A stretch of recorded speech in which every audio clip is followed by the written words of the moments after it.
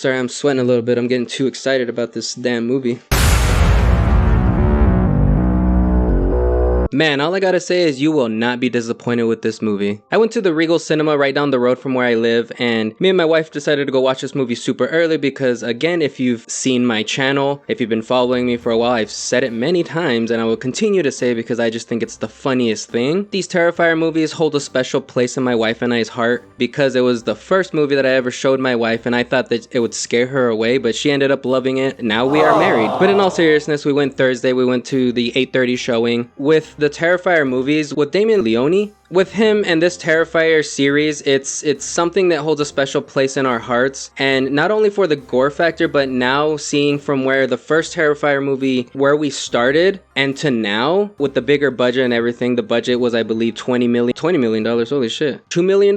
With the budget on this one being way bigger than it ever has been for the last two installments, you could definitely tell that he used that budget to his advantage, and he really put his all into this one, and I think this one might be my favorite one of all the Terrifier movies, because with trying to develop the story more, and obviously we get a cliffhanger at the end, and with that we're getting a part 4. I kind of hope in that one that they do dive a little bit deep into the story of how Art is and how he functions. I mean, don't get me wrong, we get a little bit of that in this movie, but I would have liked for it to expand a little more. Also with Sienna's backstory as well, and how they connect to each other, kind of was touched on just a little bit in this one. I feel like they could have gone into it a lot more than they did. But like I said, we do get a cliffhanger where her niece falls into a pit and she has to, go into that dimension to save her, right? And I love that they are giving us more of the story, because if you know anything about the Terrifier movies, it started off as just a slasher, a maniac clown who just goes on a killing spree. And I love that he has now become more of an iconic figure, to where we get more of a structured story to him. It's not like the best, because they really don't touch on a lot. Like I said, we had a lot of questions from Terrifier 2, but in this one, I feel like those were answered just a little bit, but then at the end, we still had a lot more questions, right? I, for one, did. Like, one of the questions that was answered, that they did kind of explain what Victoria and Art's relationship kind of was. So she basically is this vessel keeping Art alive, because in the movie, we do see them go to an abandoned house, and then Victoria lays in the tub, she slices her wrists open, and she just dies in the tub, and Art goes into a rocking chair in the attic, and he just sits there, and 5 years later, he wakes up because these demolition guys go to inspect the house before they demolish it. Art obviously comes back to life, killing them, and same with Vicky. She comes back alive, and the tub is filled with like all this water and mud and shit from, the rain and all that, because the roof is falling apart and stuff. I just thought that was really cool that they showed that aspect of the relationship between the two. There's one part which is a part that I haven't heard a lot of people talk about, but now that it's Monday, we're past the opening weekend of Terrifier 3, and now I feel like I can speak on this a little more, because I honestly made a spoiler-free review, but I just didn't post it because there was so much that I left out of it, because I was trying so hard to tread lightly not to spoil anything. So I said, fuck it, let me make a full spoiler review. But anyway, there's a scene that Victoria gets a shard of glass, and she starts, doing the thing to herself as Art is scalping this guy with a box cutter. He literally splits this dude's head open and rips the skin off of his face, just leaving him full bare boned and muscles, and Victoria's getting off on that. I thought it was funny. I just love that Art was just like, no,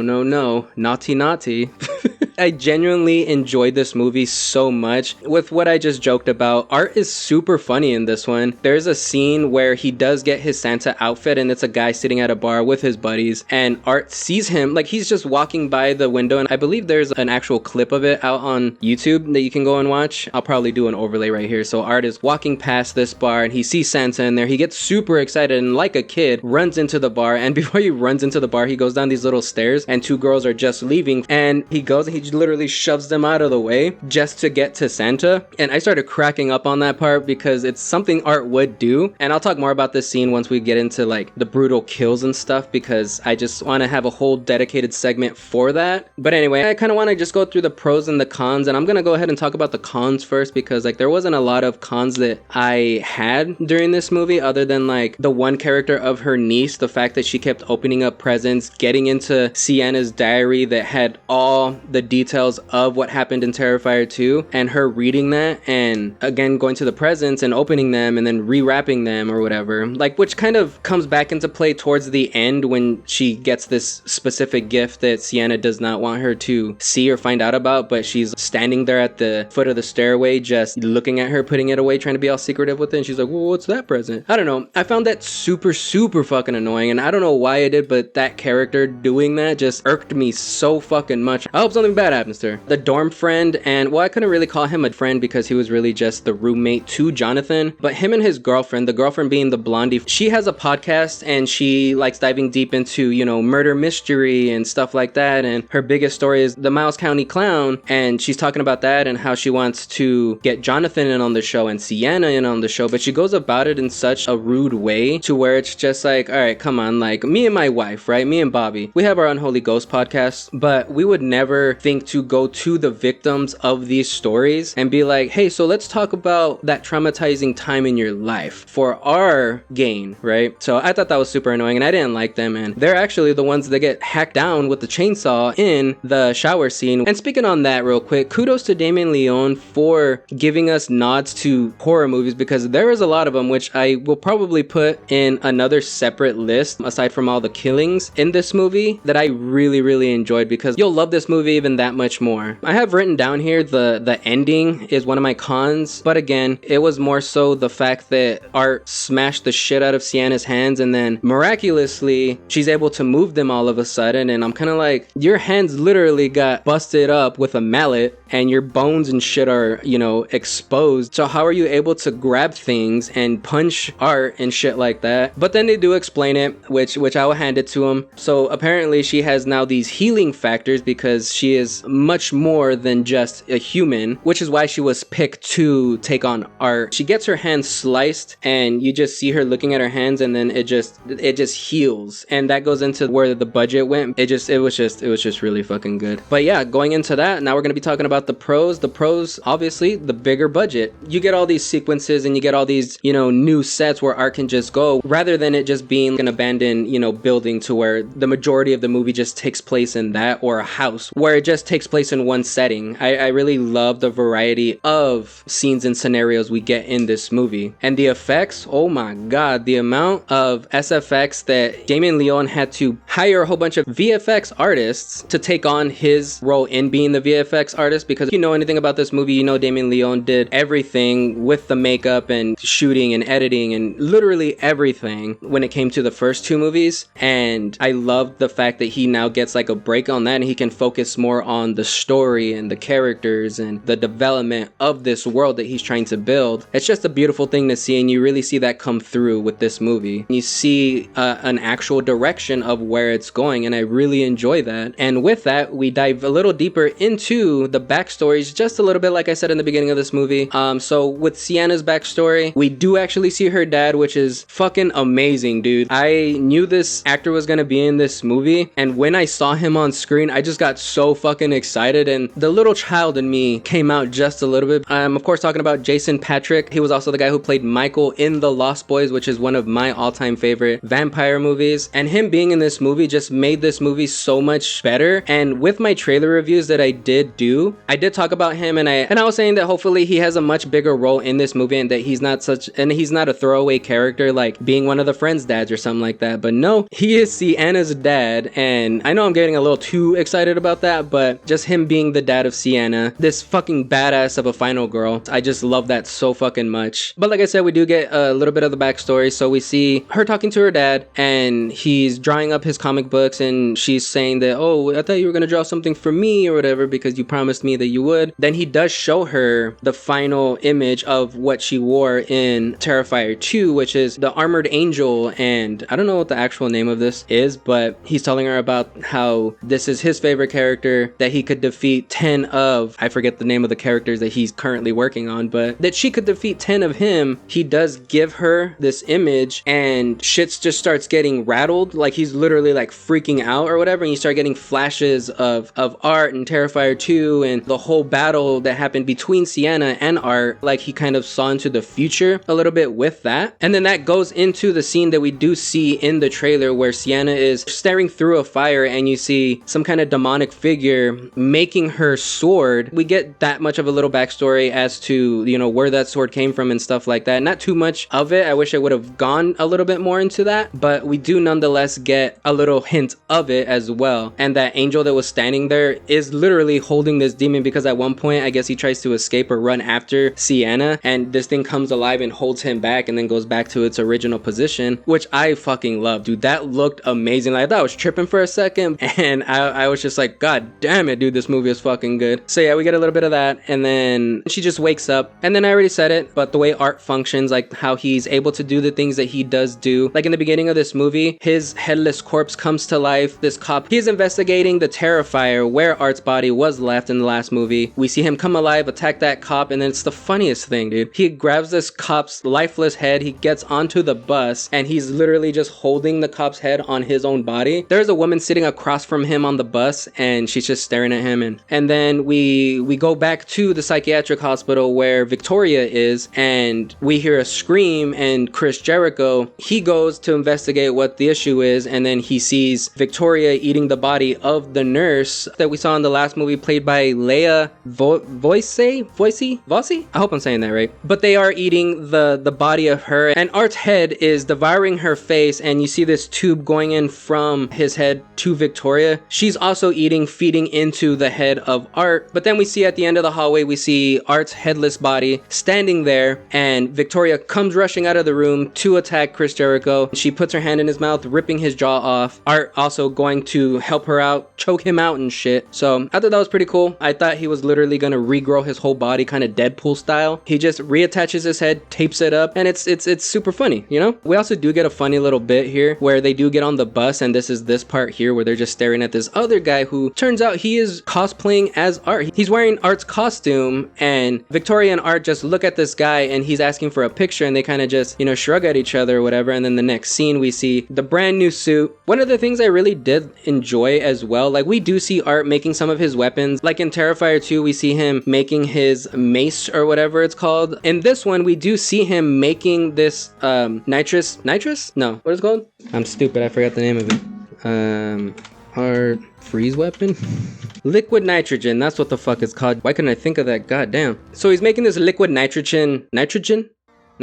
Why does that sound weird coming out of my mouth? So he's making this weapon, and he's super excited about it that he tests it out on a rat, and this rat's all frozen, so he's holding it by its tail, and he smashes it on the table with the blood and guts everywhere. But he does use this specific weapon in the bar scene when he does get his Santa costume. But it sucks because I wish he would have used this a lot more throughout the movie, but he just uses it for this one instance, and then we never see it again. And coincidentally enough, this is David Howard Thornton's favorite kill of Terrifier 3. I gotta agree with him. I absolutely love that, but I do love that we do actually see him making this weapon, and I thought that was really cool because we never really get like a sit down with Art and him doing the thing that he does. But this movie being a lot more paced out, I feel like we were able to actually get that, and I don't know why, I just really enjoyed that about this movie. Again, talking about Victoria as well, she also does have a bigger role in this one, and RIP, she does die at the end. Spoilers. I don't know why I said spoilers. You're obviously watching a spoiler heavy review, but I thought that was pretty cool that they actually did show her a lot. And funny enough, she does have a lot of lines in this movie, like one part where she's talking to herself in the mirror, and she's talking about how unfuckable she is now because of how fucked up her face is, which also got me thinking too, Art is the one who did that to you, so wouldn't you be mad at Art? But I guess you couldn't be because you are his slave in a way, because you are the vessel now keeping him alive, and he needs you. Which, another question, she does that at the end, but then Art gets on a bus and he wakes up as he sits down, but he's sitting at the bus stop, and he gets up to walk into the bus. So in my head, I'm like, okay, so was he sleepwalking in a sense? Or was he just being like controlled by somebody, or what was going on? You know what I mean? That's what I'm saying about this movie, that I feel like I've gained more questions than answers, because like I said, Victoria being now this vessel to Art, and now that she is dead, how is he still able to escape? But my wife did bring up a good point. In the last scene, Victoria is trying to get into Sienna's head, and you see Sienna's eyes start glowing just like Victoria's glowing, and just like the little pale girl's eyes glowed in Terrifier 2. But you know, obviously Sienna Sienna is so strong that she was able to fight her off. But my wife made a good point saying that maybe just a little bit of her got into Sienna, and maybe that's how Art is still able to function. So in a way, Sienna is just like a very small vessel to Art, keeping him alive just enough to continue doing the devil's bidding, because that's essentially what Art is, or at least I think that's what he still is. I know when he originally came out into the horror scene, he was killing all these people because he needed souls to give to the devil, you know, exchange for eternal life. I'm pretty sure I read that somewhere. Or if I made that up, that sounds fucking cool and I am gonna use that, but I'm pretty sure that's not the case. But yeah, that was essentially the movie. Also, I want to say RIP to Jonathan. They do kill him. It's like, I don't know if it's in the most brutal way, but in the end, we get a severed head in a bird cage, and we're all thinking, because she has her aunt also sitting in a chair tied up, and we all think that it's the niece, and I'm just like, in my head, I'm just like, fuck, finally.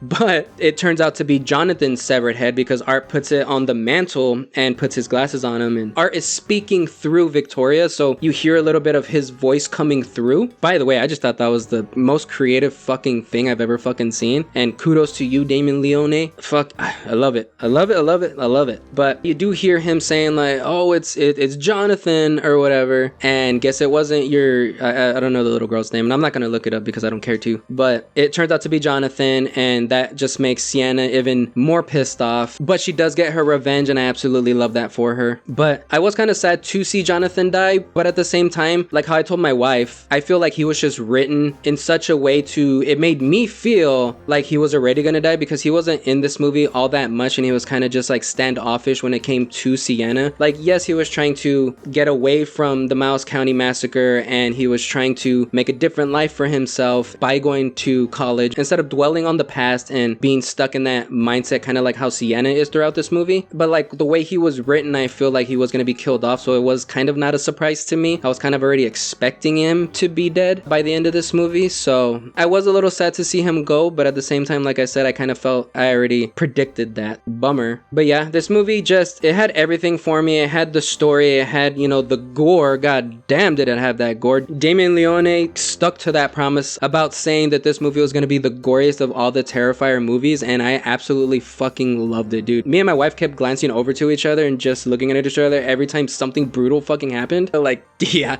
now this is the movie we came to see. And I just want to speak on the first 10 minutes of this movie, because I know everybody, it was a big talking point about how people were walking out, fainting, vomiting, and all that shit. So I was expecting something brutal as fuck to be happening, right? Don't get me wrong, something brutal does happen to, unfortunately, Timmy, which coincidentally, that's the same little boy's name in All Hallows Eve. If you haven't seen my review, I'll put it right up here so you can go and check that out. But little Timmy gets hacked up into pieces. You don't see it, but you hear it. And in the audience screening of the audience getting recorded, getting their reactions, you hear it. And that's literally the scene. You have the little girl looking up at the stairway, and she sees Art going into her little brother's room, and all you hear is just the hackings and the blood and the guts spilling everywhere. And that's really all you see. So it wasn't that brutal. And I say that only because if you've seen All Hallows Eve, that already has happened. And I know it's a big controversy about how could you kill children in this movie. If you don't know anything about Art, or if you don't know anything about this universe, or this guy, this demon, this murderer, it'll come as a surprise to you, so I get it. But if you already know about it, it's not a big surprise to you. Like I said, it wasn't to me, at least. It was a brutal fucking scene, but I'm used to that. So I was like,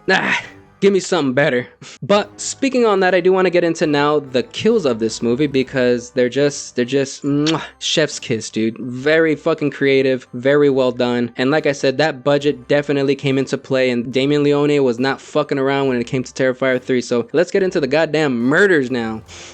I feel like I'm getting a little too excited about this movie. I don't know how I should go about them. Let's do least to favorites, because I do have my favorite one. I think my least favorite one would definitely have to be the beginning of this movie. Like I said, you do see Timmy getting hacked up. You see the mom, or you see the dad actually getting brutally axed down in the room. You see the wife as she's trying to escape, but Art gets her in the belly and then just hacks her up that way. Also, a nod to The Shining in this scene here. Art's breaking down the door with the axe, and he does stick his head through the little hole that he has has made, and he gives her kind of a smile, the best fucking thing. So then he hacks up the wife, and then the little girl does get away for just a little bit because she does hide underneath the sink. It's kind of funny real quick because Art is there enjoying his cookies after he just brutally massacred this family, eating his cookies and dipping them in the milk and all that. But then you see him washing the dishes afterwards, and I just think that's so fucking funny because he did that in Terrifier 2 as well with the laundromat scene. He's just mopping up his blood, and I think that's just the funniest thing because Art, yes, being a maniac clown, he's also not a rude clown. He picks up after himself. But like I said, the little girl did escape for just a little bit. She makes a little noise, so Art finds her in there, and he's just giving her his little wave as he does. So she ends up dying. I guess we can put it on the list. We can put on Jonathan's death as well. Mind you, we don't see it at all. He does die in this one, so that would kind of be like my least favorite one because what the fuck. I think my third least favorite one would have to be the mall scene where he does dress up as Santa Claus and he's giving out gifts to these kids. And in your mind, already going through this movie and getting this far into it, you're thinking he's gonna start handing out severed heads or some shit. But no, he does hand out stuffed animals and stuff like that, and you know, boxed gifts that are wrapped and whatever. So nothing brutal happens until security escorts him out, and one little boy's just like, I wonder what I got, and he opens a box and then big ass fucking explosion happens, killing everybody, severed limbs everywhere. It is down on the list, but a bomb explosion happening, I'm kind of just like, yeah, a lot of kids died or whatever, but it wasn't like as creative, you know what I mean? And that's what I'm going based off of, is creativity here. It was a good scene and it was a good kill. Docking points for creativity here. I feel like it was just kind of the easy way out. And then continuing, we have the ant. She gets a tube shoved into her throat. Art's pounding away at this thing with his mallet, getting it deeper into her throat, and then he gets the rats that he had brought and he shoves them in there, and he has a blowtorch and he's blowtorching their tails so that way they can go into her throat, and then Victoria slices open her throat, having the rats just come out. I thought that was pretty cool. That one was very creative. I really fucking enjoyed that one. Next would be the uncle's death. He's kind of like pinned up to the wall, Passion of the Christ style. Art has ripped open his guts, so now he has all these intestines flying around, which Art is decorating the Christmas tree with. But you do have the poster. You can't see it. It's actually way down there. But you do have the poster that does show the intestines wrapped around the Christmas tree. I thought that was pretty cool. I thought that one was pretty funny. Now it's a toss-up at this one. I know I said the liquid nitrogen one was my favorite kill, but if I'm being honest, it might actually be the chainsaw scene. So let's talk about the liquid nitrogen one first. Art is using this liquid nitrogen tank that he has now made. He sprays the Santa Claus guy, freezing up his body, and kind of like House of Wax style, he breaks his face, and all you see is the guy's eye just like going back and forth all crazy and shit. But he breaks off his jaw. It just comes off because liquid nitrogen freezes you and you break like glass, right? I don't know if it would actually happen like that to a human, but it's a very creative kill nonetheless. And he does it to the rest of his body. He does it with his leg. You see his femur fucking busting out of his leg, and then he does it with his arms as well, and you see all the bones and ligaments and shit. I thought that was very creative. So then now getting into my favorite kill of the movie, we're getting into the chainsaw one. And this is one thing I absolutely love about Art, is that he's very versatile when it comes to weapons. Like, he's not completely married to one weapon like all the other big horror icons are, right? Like, you have Chucky with his knife, Michael Myers with his knife, Ghostface with his knife, Leatherface with his chainsaw, Candyman with his hook, shit like that, you know what I mean? He's very versatile and he doesn't stick to just one thing. So we do get him using a chainsaw. This was something I was very much looking forward to in this movie, and I gotta say, this is my absolute favorite thing because if you've seen Terrifier 2, the scene where Sienna's best friend and her best friend's boyfriend are sitting in the car, he decides to get out of the car to go take a piss, and then Art stabs him in the fucking dick, dude. Holy shit. So in this one, he breaks down the glass, also a nod to Psycho here, and then he starts sawing away at the blondie and her boyfriend as they're doing it in the shower, and he cuts the guy's hand off, so now he only has like these fingers, and then he's just hacking away at the blondie, so her face is all ripped up, her nose is all fucked. And it's funny because prior to this, she's talking to the boyfriend saying how she wants Jonathan and Sienna on her podcast because she just wants to get into the mind of like, how was it when this maniac was so close to you to where you could feel his breath on your neck, and how did he smell and all this like weird shit. In that scene where she's talking to the boyfriend about all this, Art is standing in the hallway listening in on this conversation, and Art, being the funny guy that he is, when she's like, I wonder how he smells, and he takes a sniff test and he's just like,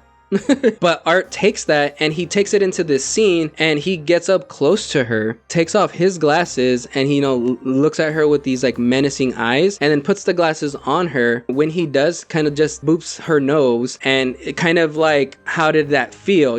Like everything you wanted, did you get that? And I absolutely fucking love that, because you wanted to fucking know, so he's gonna fucking give it to you. Then the boyfriend, he's trying to escape. As he's crawling away, he did saw his leg off, so he pulls him by the leg, ripping the rest of that leg off. So now the boyfriend is just standing there lifeless because he can't move anymore, and he gets this fucking chainsaw, dude. Let me tell you, this tops that dick stabbing scene from Terrifier 2 tenfold, 1010%. He gets the fucking chainsaw, shoves it up this guy's ass, and then a callback to the first Terrifier movie. If y'all remember, that was like one of the biggest things that the first Terrifier movie was very much talked about, where the best friend is coincidentally another blondie. She is hung up by her legs and is sawed in half from her lady bits all the way down to her chest. And we do get that callback here because he gets the boyfriend, like I said, the chainsaw right up the ass, and then he's continuing all the way up to his chest, and all his guts and shit are just falling out. Fucking phenomenal, dude. Like, mwah, mwah. So delicious, so fucking funny, so brutal. I was there clenching my own shit. God, what are you doing to me, Damien Leone? You madman, you fucking psychopath. I love you.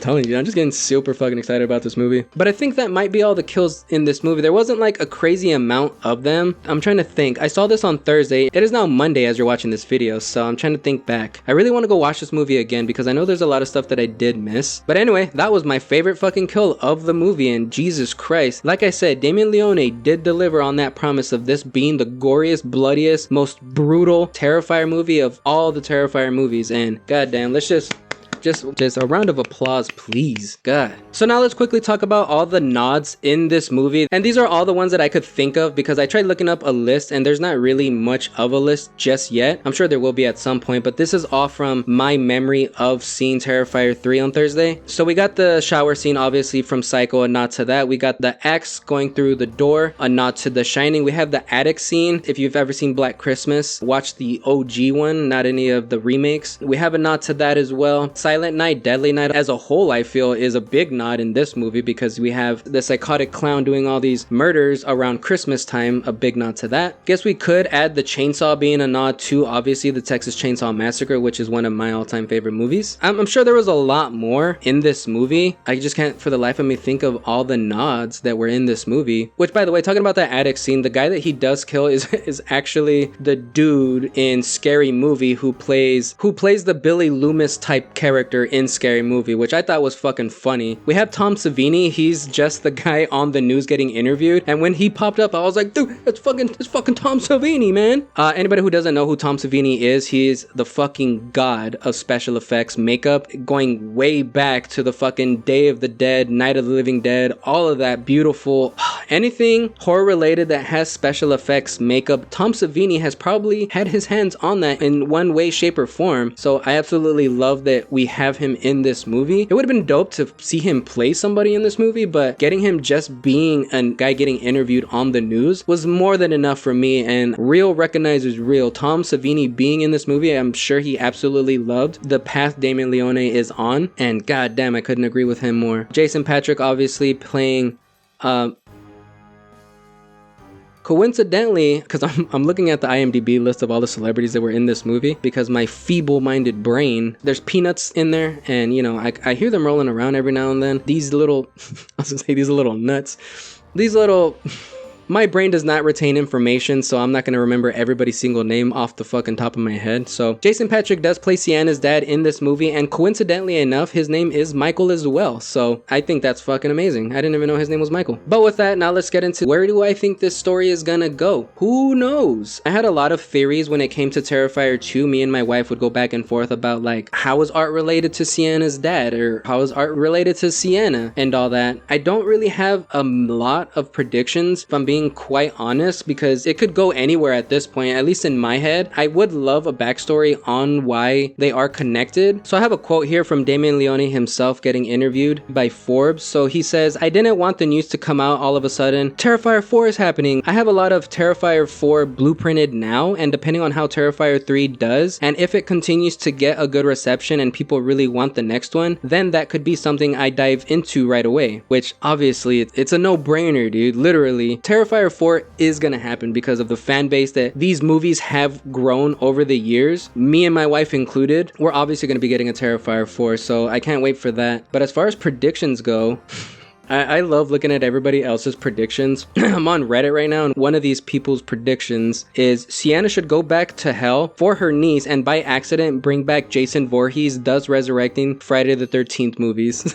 I'm all for that too. Could it ever happen? Would it be realistic? Fuck no. Would it make sense? Also fuck no. But you know, that would be a funny fucking thing to do. Maybe somebody should just do that as a fan film. But I don't know. As far as I know, I don't have a solid prediction right now as to what Terrifier 4 will bring. Maybe it will be the end of art, maybe it won't be. Maybe it'll be just the beginning and it's going to turn into this never-ending world where art just comes back like Jason Voorhees style, and he could never be killed and he never will die, and he's just always going to be resurrected, and we'll just get a shit ton of movies out of it. Like maybe we'll get one with art in space, you know what I mean, or art in the countryside, or art in a submarine in the ocean, or you know, something fucking crazy, or we could get him on a fucking cruise ship. Nobody's fucking escaping that. I only say that because in the Terrifier 3 screening, we do get a preview of Screamboat, and we do get a little bit more, which I am going to talk about because I absolutely loved it, dude. I think it's going to be way better than the mean one, and I think it's going to be way better than that fucking shit that we had, which was the Mousetrap, which I made a review for that, and I'm still iffy if I'm going to post that or not. I probably still am because I've neglected this channel so much and I need to put more content on it, but I want to talk about Screamboat in a video coming up. Where's it going with all that? As far as my predictions go,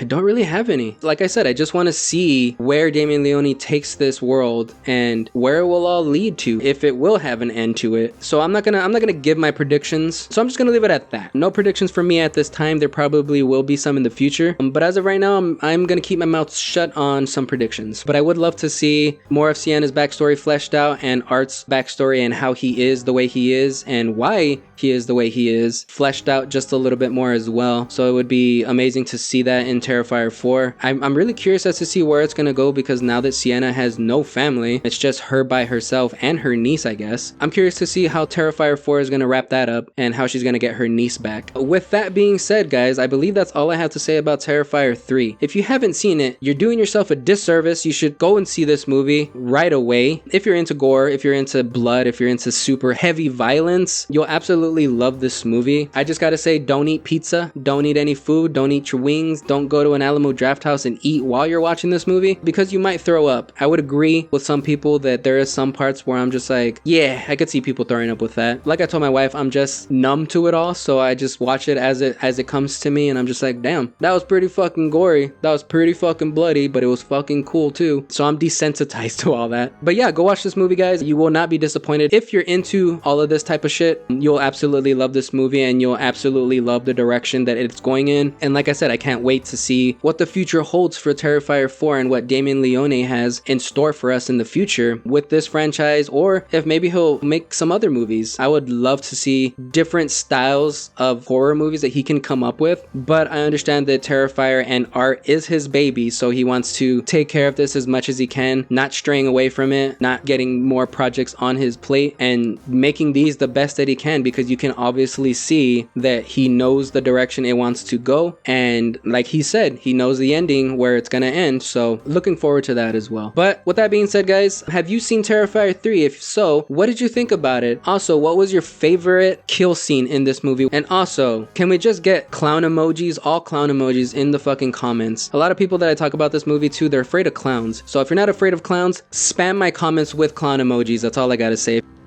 But with that being said, guys, that's going to be my Terrifier 3 review. If you enjoyed that, go ahead and hit that like button. And if you enjoy what I'm doing on this channel, go ahead and hit that subscribe button and also hit that bell so that way you get notified every time I post a video. I may not be consistent, but I am trying to get consistent again, because though I may have been away from YouTube, I have not been stagnant with my creativity. I have been, if you're following me on Instagram, that is, I have been posting a lot of the photo shoots me and my wife have been doing. We've been doing a lot of makeup looks, and we've been doing like these portraits of the makeups, making them real dramatic, and I love that, and I'm sticking to that style because that style just, I don't know, it has a fucking chokehold on me, and the way it's making my grid look right now, and I know making your grid look a certain way isn't everything, but I absolutely love the way this is going, and I'm gonna continue to do it this way. Yeah, I've just been doing that. I've been getting more into my photography, so apologies for being away from this channel. You'll have to excuse me, I have a lot on my plate. Like I mentioned in a lot of other videos, I am a stay-at-home dad, so that could take a toll, for one, on your mind. It could get you in your depressive states, and you know, it takes a lot of time to do all that. So apologies for just not being here on the channel, but I am back. Happy October. I plan to shoot a lot more videos, and I do have a lot in the chamber right now that I am working on. Hopefully they can come out by the end of October, and if not, they're still gonna come out at some point. But like I said, go hit me up on all my social media, especially my Instagram. Go show me some love over there if you're enjoying the way my photos are coming out, and you know, comment on them. So all my social media links will be down below. Once again, if you've seen Terrifier 3, let me know your thoughts on it. Let me know what was your favorite bit. Let me know what was your favorite kill scene, and